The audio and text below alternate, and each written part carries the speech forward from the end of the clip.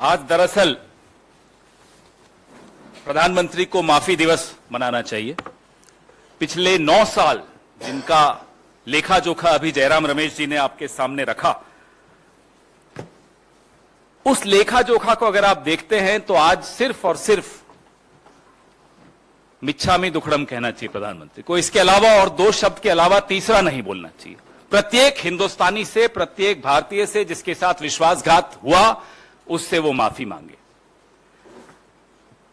जो अगर आप लोग नेटफ्लिक्स देखते हैं, फिक्शनल नॉवेल्स पढ़ते हैं, तो लिखा हुआ आता है काल्पनिक है। पिछले 9 साल में जितनी बातें इन्होंने की, अपने मैनिफेस्टोज में की, अपने वादों में की, अपने भाषणों में की, अपने मन की बात में की, तमाम बातें काल्पनिक थी। उनका हकीकत से दूर दूर तक कोई लेना देना नहीं था। मेरी और आपकी जिंदगी पर उसका कोई प्रभाव नहीं पड़ा। तो इसलिए हम उनसे मांग कर रहे हैं कि आप, जब हम आपसे पिछले 9 साल का हिसाब मांगते हैं, तो आप अब 900 साल पीछे मत ले जाइए इतिहास में कि 900 साल पहले यह हुआ था, 800 साल पहले यह हुआ था, 700 साल पहले। किसी को कोई रुचि नहीं। सब यह जानना चाहते हैं कि पिछले 9 साल में आपने क्या किया। जो पेट्रोल 60 रुपए लीटर आपको उस वक्त महंगा दिखता था, आज वो 100 में बेचते हुए कहते हो कि साहब श्रीलंका में देखो कितने में बिक रहा है, पाकिस्तान में कितने में बिक रहा है। 400 रुपए का सिलेंडर यहां 1200 में बिकता है, तो आप पलट कर कहते हो कि श्रीलंका में 2000 का बिक रहा है, पाकिस्तान में 2000 का बिक रहा है। यह स्तर बना दिया आपने मेरे देश का। इसलिए आपको माफी मांगनी चाहिए भारत से।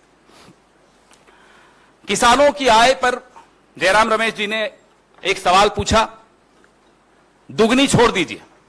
अब तो किसान कहते हैं जो उस वक्त थी ना, बस उतनी भर हमें मिल जाए वापस, तो वही बड़ी कृपा होगी। उतनी भी नहीं छोड़ी जो 2014 से पहले मिलती थी। आप दुगनी की बात करते हैं। इसलिए हम कहते हैं कि काल्पनिक है आपकी हर बात। कोरोना काल में हम सबने त्रासदियां देखी। ऑक्सीजन नहीं, साहब जो थे हजारों की भीड़ इकट्ठी करते थे, शाम को जूम कॉल पे मास्क लगा के बैठ जाते थे। यह असलियत है इस सरकार की। असली चेहरा कुछ और जब वक्त आता है तो मुखौटा। तो मुखौटे और चेहरे का जो द्वंद्व है, पिछले 9 साल में वही इस देश ने देखा, कुछ नया नहीं देखा।